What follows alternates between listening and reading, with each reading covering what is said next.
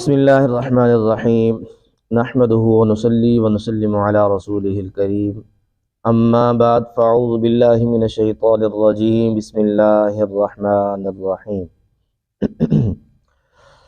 ان اللہ وملائکتہ یصلون علی النبی یا ایہا الذین آمنوا صلوا علیہ وسلموا تسلیما الصلاة والسلام علیک یا رسول اللہ الصلاة والسلام علیک یا حبیب اللہ وعلی آلک واصحابک یا سیدی یا نبی اللہ۔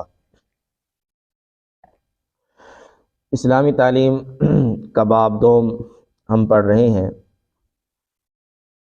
باب دوم کے اندر اب تک جو ہم نے جن چیزیں پڑھی ہیں، جن چیزوں کے بارے میں ہم نے جانا ہے، ان کا تعلق جو تھا وہ ایمان کے ساتھ تھا، تو ان کو اس لیے کتاب الایمان کہا جاتا ہے۔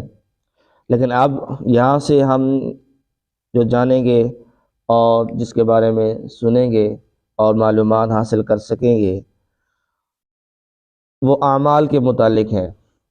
کتاب الاعمال کہ عمل کیسا ہونا چاہیے، ہر چیز کے بارے میں، وضو کے بارے میں، اسی طرح غسل کے بارے میں، نماز کے بارے میں، یہ تمام احکامات جو ہم سیکھیں گے وہ اعمال کے متعلق ہیں، تو اس لیے ان کو کتاب الاعمال کہا جاتا ہے۔ یعنی کہ اسلامی تعلیم کا دوسرا باب اور اس کا دوسرا حصہ کتاب الاعمال کا بیان ہے۔ تو سب سے پہلے نماز کا بیان ہے۔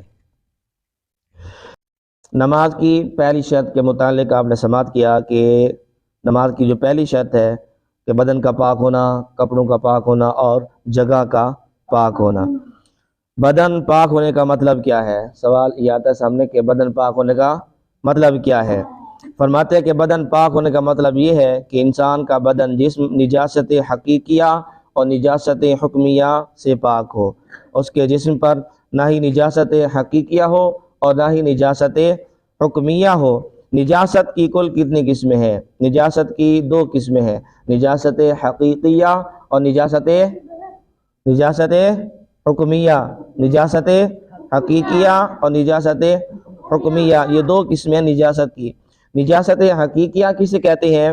فرماتے ہیں کہ نجاست حقیقیہ وہ نجاست ہے جو دیکھنے میں آ سکے، جو نظر آتی ہو، موجود ہو سامنے، دیکھنے میں نظر آتی ہو، تو اس کو نجاست حقیقیہ کہتے ہیں، جیسے کہ پاخانہ، پیشاب وغیرہ۔ اور نجاست حکمیہ کسے کہتے ہیں؟ نجاست حکمیہ وہ نجاست ہے جو شریعت کے بتانے سے ثابت ہو مگر دیکھنے میں نہ آ سکے۔ دیکھنے میں جو وہ نظر نہیں آتی لیکن وہ نجاست موجود ہوتی ہے، شریعت ہمیں بتاتی ہے کہ یہاں پر جو ہے وہ نجاست ہے، جیسے کہ وہ حالتیں کہ جن کی وجہ سے آدمی پر غسل یا وضو جو ہے وہ ضروری ہو جاتا ہے۔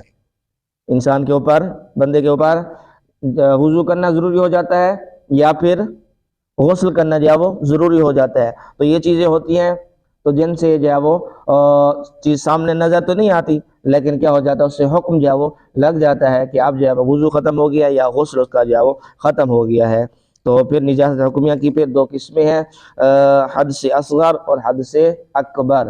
حد سے اصغر اور حد سے اکبر۔